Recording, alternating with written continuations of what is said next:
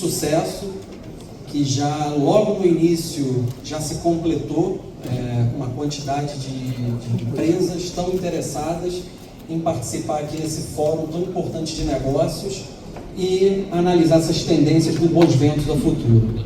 Então, trazendo um pouco da visão da Ceseno, né, que é uma câmara dentro da ABIMAQ, a gente vai dar continuidade aí o que são esses novos desafios para a retomada da indústria naval e uma visão para essas próximas décadas.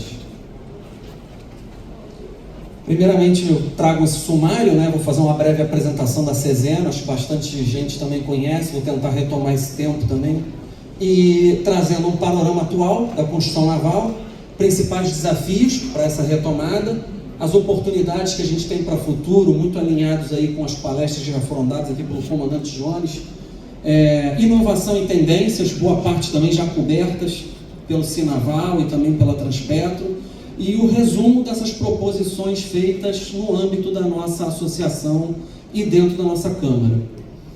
Então, falando brevemente, a ABIMAQ ela conta com 33 câmaras, 8 grupos de trabalho. A Câmara Setorial que hoje eu estou presidente, no momento, é a Ceseno, que ela é responsável, é uma Câmara de mercado responsável pelos equipamentos navais, offshore e onshore. Então, todo o mapa desse mercado óleo e gás e mercado naval, seja comercial ou no âmbito de defesa, é fomentado dentro dessa Câmara. Atualmente, presidente, conto com um vice-presidente, aí Arthur, aqui presente, Bruno Galhardo também presente, Cláudia, vi que chegou agora, obrigado aí pela presença, Elisângela.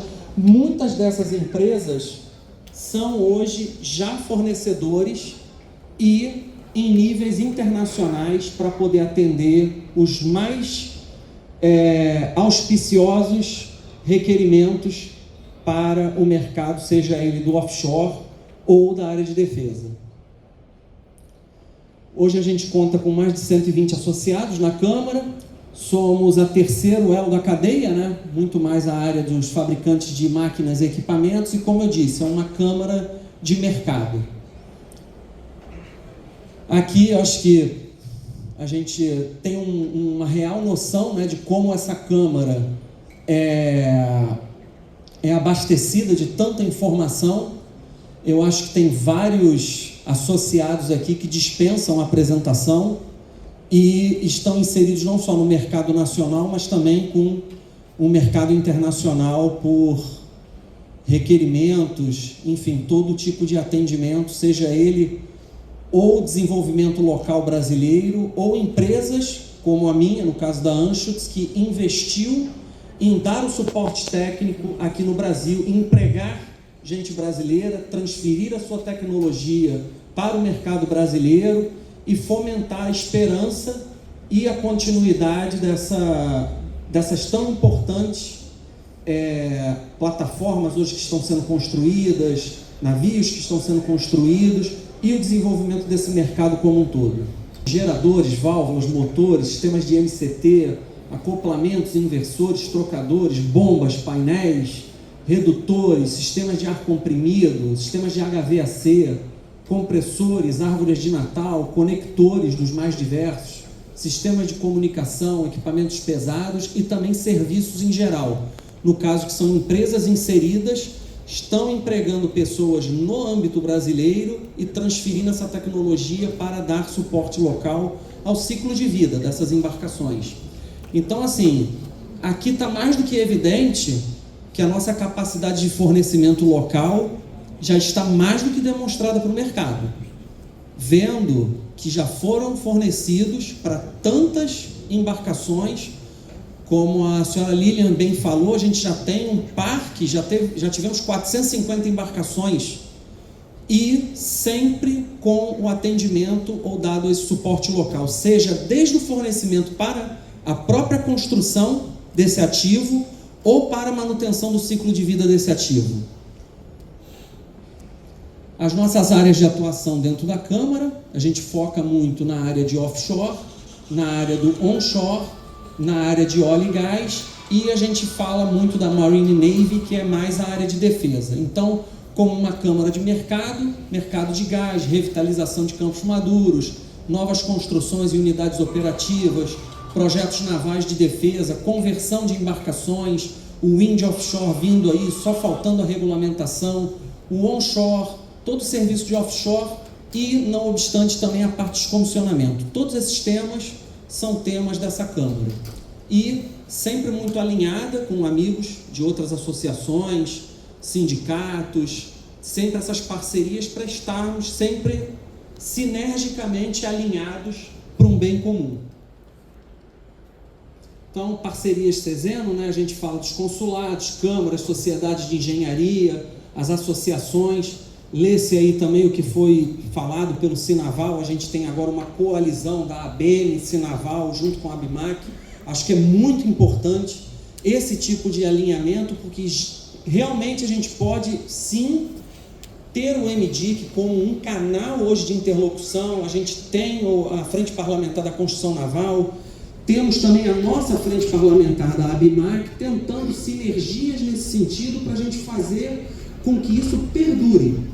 E aí é onde a gente entra, entendendo como é que está, o que a gente precisa fazer e delineando o que a gente vai alinhar no futuro.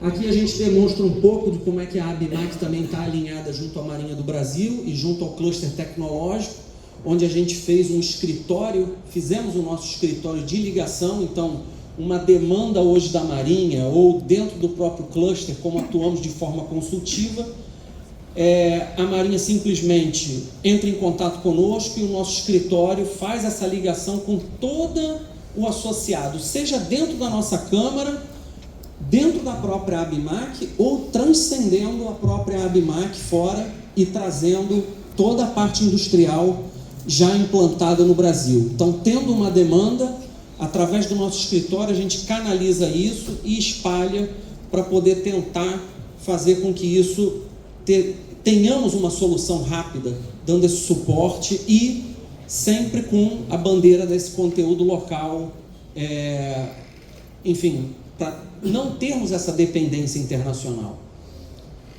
Então, trazendo um pouco do panorama atual, do que já foi falado, é um pouco repetitivo, mas eu acho que vale muito a pena a gente aprender com o que foi feito, trazer agora a visão e daqui a gente aprender um pouco e rumar adiante. Panorama atual, a gente vê que a construção naval enfrentou um cenário desafiador marcado por uma desaceleração significativa. A gente hoje tem subutilização dessa capacidade instalada, a gente já teve ela a full power anteriormente, a gente, mais do que evidente a construção naval, o que a gente já fez e o que a gente pode fazer, mas infelizmente, dado alguns fatores, né, que colaboraram, essa capacidade instalada, ela ou está inativa ou tem uma necessidade urgente agora de modernização, para a gente poder recuperar essa competitividade. Então, os fatores que nós destacamos como a Câmara foi a crise econômica dos últimos anos, uma falta real da política, que é o que a gente está falando, sempre bate nessa tecla de termos uma política de Estado. Então, faltou uma real política para a construção naval com uma transparência e um modelo sustentável.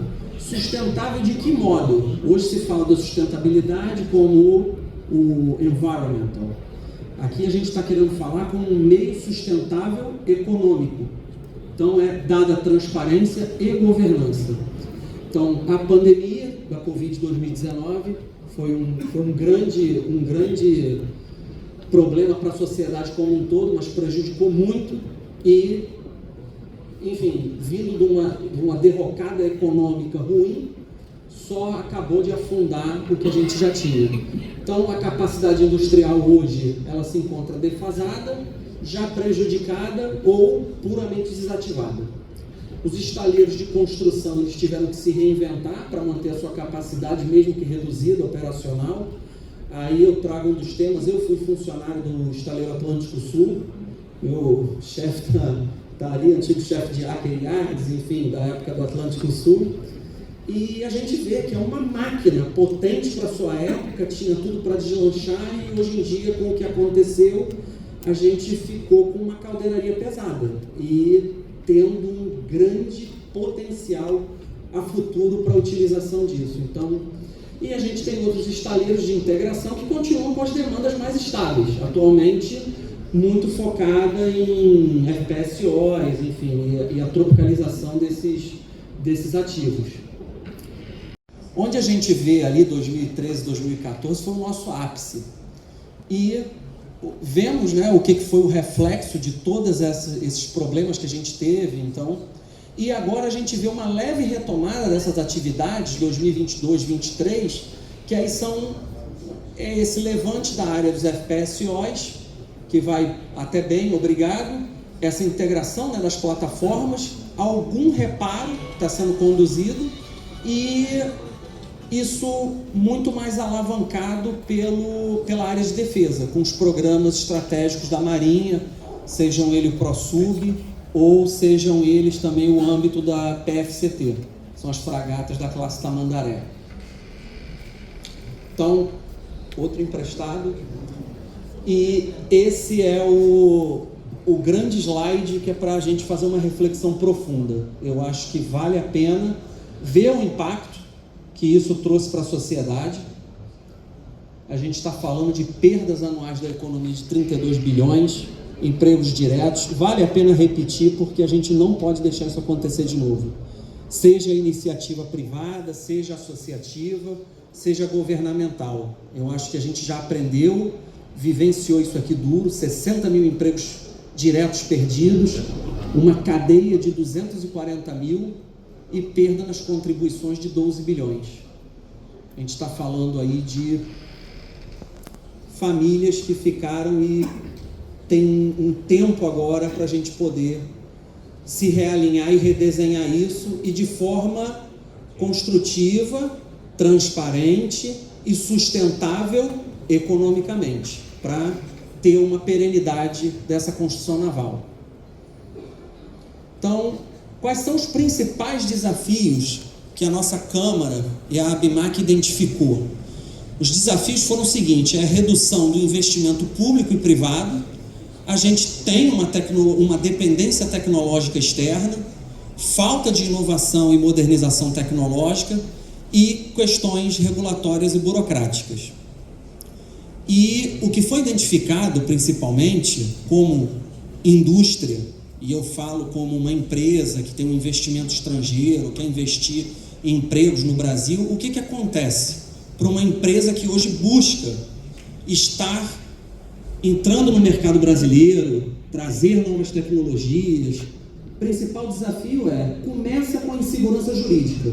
A gente hoje começa com uma lei, uma norma, daqui a pouco se muda tudo, o cara instalou aqui uma capacidade fabril e já não está mais adequada, e ele não tem essa previsibilidade também, que é o segundo item. Então, é o segredo do insucesso. Mudanças constantes na regra e prejuízos para a indústria local e bens de serviço. Ou seja, tendo esse panorama, não há quem venha investir. Então, é o ponto de inflexão que a gente tem que trabalhar em cima disso. Então, os desafios identificados agora, especificamente para a indústria. Isso foi colocado em uma audiência pública. O senhor Alberto Machado, como presidente do Conselho de Óleo e Gás, levantou isso e explanou nessa consulta pública, e levantou alguns itens, que é uma falta de política e incentivo à indústria local, muito abordado até agora por todos os panelistas, utilização de financiamentos subsidiados nos locais de origem, ou seja, é interessante para a China fornecer equipamentos no Brasil? Sim, ela quer desenvolver o mercado dele. Então, subsidiado lá na origem, ele aporta isso e dá esse financiamento aqui. Concentração em centros internacionais de suprimento, ou seja, e junto com pouca ou nenhuma estrutura de compra de gerenciamento no Brasil. Temos empresas que já trabalham com o seu supply chain internacional e não querem mudar porque já atendem os requisitos internacionais, só que falta a eles olharem depois o suporte disso no longo curso, que vai ser na manutenção do ciclo de vida desse ativo, vai ser no suporte local dessa indústria, e o que isso vai fomentar? para o Brasil. E aí a gente pega o gancho também de uma indústria limpa, mais uma vez. Então, quando tivermos essa possibilidade dessa reflexão, você vai poder olhar com outros olhos a aquisição dos bens locais, que eu acho que é um desses pontos que falta, e é uma inflexão desses dois. Existe uma preferência a fornecedores previamente homologados e qualificados no exterior. Não quero mudar o meu supply chain, segue do jeito que está. Ah, não tem no Brasil. Quer multar? Multa. Mas isso é um pouco absurdo, mas é a mentalidade. É a mentalidade de algumas oil companies e é o que acontece. Compra de pacotes para diferentes empreendimentos, a economia em escala e a isonomia de impostos, de regimes especiais como o Repetro e o que a gente tem de impostos locais que prejudicam. Agora, as oportunidades que a gente vê a futuro, temos alguns temas que eu acho que são em voga hoje em dia, que é a transição energética e demanda por esses navios sustentáveis. Estava falando até com o próprio Dino, hoje a gente já escuta falar em iniciativas para navios verdes. Vamos pensar nesse sentido, eu acho que é um tema muito interessante. Dentro da própria ABIMAC, a gente tem um dos associados, talvez pouco conhecido pelos senhores, mas é só a VEG, que hoje já possui um benchmark específico no norte, com empurradores fornecendo quase que em net zero a operação desses empurradores. Então, já é hoje uma demonstração da capacidade industrial brasileira em novos temas que ainda nem estamos definidos hoje. Mas a IMO já fala em coisas mais arrojadas. Mas é onde a gente já pode não só prever, mas hoje suportar esse futuro que está vindo, que já é presente para a nossa indústria. Os programas da área de defesa, como plataforma de alta complexidade, lê-se aqui o ProSub, que fez-se uma transferência de tecnologia incrível, e o que vai acontecer a futuro é termos um submarino de propulsão nuclear. Estamos falando das PFCTs, estamos trazendo navios de alta complexidade, e mais uma vez lá atrás, quando eu era lá do Laqueriarte, como a Lilian falou bem, a gente já construiu navios de altíssima complexidade a níveis, superando níveis internacionais. Eu lembro do Pro 22 e do Pro 23. Eram navios ROV de construção OSCRV, eram navios de 100 metros. Eram navios com sistemas de anti-healing, que a gente não ouvia falar, de estabilização em alto mar, o qual ele tinha toda a área para construção. Eram navios complexos de alta anotação de classe. A gente tem aqui o DNV, ABS, a gente está falando de um Nautilus OSCV. Eram navios de altíssima complexidade, os quais a gente construiu e fornecemos. E, vindo as PFCTs, hoje transferências de tecnologia a níveis de sistema de armamento, sistemas de combate, sistemas de IPMS e os requisitos de conteúdo local. Existe um crescimento também do mercado offshore, de energias renováveis, a exemplo, a eólica offshore, já é voga hoje nas nossas discussões de Câmara, somente estamos aguardando regulamentações, né? Mas é um potencial muito grande. O potencial do próprio pré-sal já é comprovado e existe hoje essa contínua demanda pelas FPSOs, né? E por navios mais especializados. Tema hoje também exploração da margem equatorial. É um tema em voga, a gente já está falando de Guiana, a Ceseno agora mesmo vai desenvolver uma delegação para poder, a gente levantou isso dentro da nossa Câmara, para explorar possibilidades de exportação dos nossos equipamentos, das nossas tecnologias para poder atender esse mercado. E é onde a gente tem um mercado bastante promissor. Incentivos governamentais e programas de financiamento, muito bem falado pelo Sinaval, e existe áreas de oportunidade, a gente não pode descartar, a gente fala de descomissionamento e desmantelamento. Por que eu botei esse asterisco? O asterisco é o mesmo levantado pelo Sinaval também. é uma oportunidade muito boa, mas para nós o entendimento é que um valor agregado de uma construção não pode ser parada pelo fechamento de uma janela dentro de um estaleiro que vai estar descomissionando um ativo. Então, é uma oportunidade perdida se a gente está desmantelando dentro de um ativo muito importante, dentro de um estaleiro com uma alta capacidade, poderia estar gerando um valor muito mais alto, construindo, integrando módulos, fazendo uma construção do navio gazeiro, como feito ali já no passado, navios de altíssima complexidade e níveis de requerimento também nunca dantes imaginados, e a indústria local forneceu válvulas, bombas, dutos, tudo de acordo com os mais altos requerimentos. Realmente existe uma demanda da própria Marinha do Brasil, ao qual os escoltas já estão mais do que passados do seu ciclo de vida. E é um programa a níveis internacionais. Eu sei porque pela empresa Anschutz a gente está inserido em outras 42 marinhas internacionais. E a gente não está nada atrás ou nada devendo de uma tipo 35, de uma tipo 22 da Marinha Real Inglesa ou de outras marinhas internacionais. Então, mais uma vez, parabéns à Marinha do Brasil. É um sucesso e eu aposto que o próximo sucesso, como o comandante Jones falou, vai ser o TP-25. E, não obstante, cresce essa demanda para os navios do tipo HTS, OTSV, OSRV e PSV. Vimos aí pelos números do Sinaval já levantados.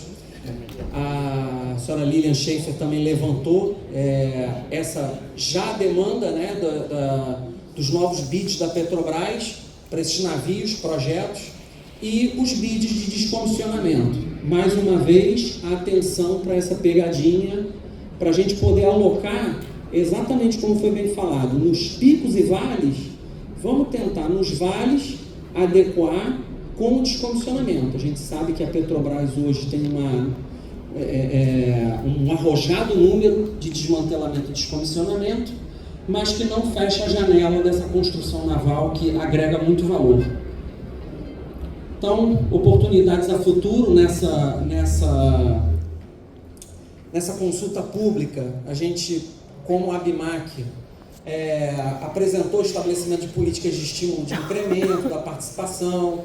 Falamos muito fortemente de definir em lei o índice percentual do conteúdo local mínimo para a modalidade conforme uma tabela. Isso aqui foi levantado para a área de óleo e gás, mas ela pode ser automaticamente também utilizada para a área de construção naval. Definir a lei de forma clara e transparente e mecanismos de apuração, ou seja, aplicação concessionária de ônus ou bônus, tendo o conteúdo local, lei como referência.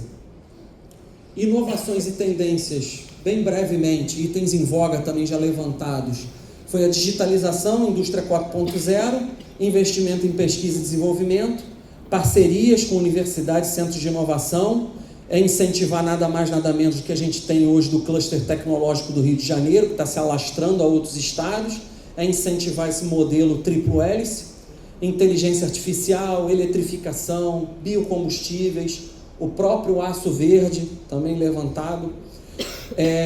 O ESG, item em voga também hoje para adequação das empresas, mas já implementado de forma já internacional por muitas outras, e os seus impactos, o que isso vai trazer para a indústria naval?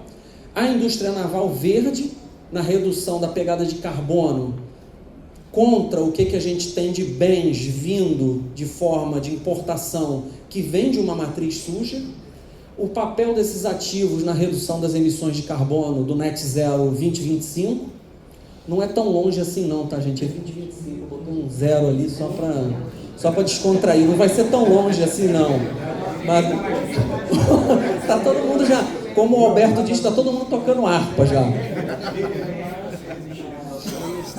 E aí a adaptação dessas mudanças climáticas, também o que a gente já vem amplamente vendo, né? embora alguns digam que não, mas a gente já vê essas mudanças climáticas e o aumento dessa resiliência das operações navais. Então, destaco sempre a importância, né, dessa parceria internacional para o acesso a novas tecnologias e avançar a implementação local para fazer esse suporte ao ciclo de vida dos ativos.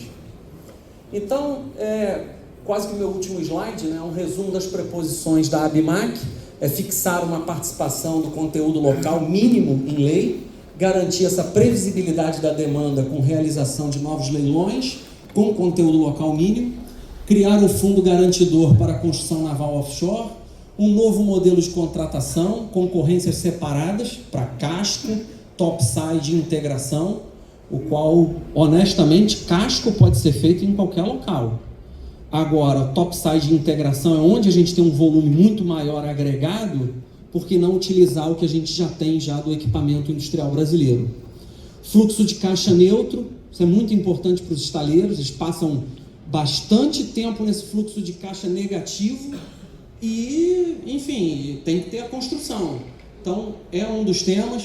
Integrar e fortalecer essa cadeia de suprimentos, priorizar a execução da engenharia no Brasil, básica e detalhada.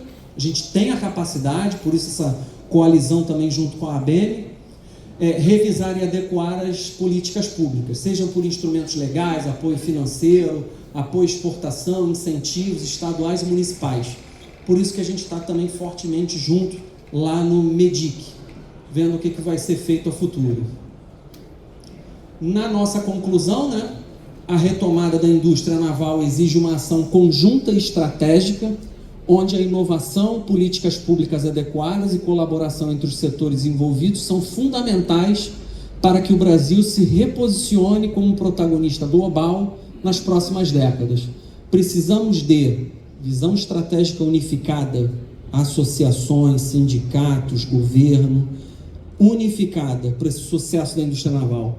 Simplificação das regras, previsibilidade, segurança jurídica, atração dos investimentos, utilização da capacidade ociosa do Brasil e um prazo dessa implantação de novas regras da participação da indústria local. E aí eu queria deixar uma mensagem final, como representante hoje de uma empresa internacional, mas com investimento local e com desejo de que a indústria local prospere e que atinja níveis internacionais, e muito focada na área de equipamentos de navegação, então não poderia dizer algo que não fosse muito próximo de trazer o que fosse uma navegação para essa indústria que a gente está conversando hoje e quer a retomada e torce bastante por ela. Então eu queria fazer essa mensagem final, eu deixo. À medida que navegamos rumo ao futuro, e nesse presente momento que temos ventos favoráveis e um timão firme na inovação, acreditamos que a indústria naval brasileira deve preparar-se com presteza para reencetar sua navegação e, enfim, zarpar em águas mais auspiciosas, com cada setor da sociedade colaborando como tripulantes em uma embarcação sólida e resiliente, rumo a um horizonte profícuo de novas conquistas. Obrigado a todos e a gente fica à disposição.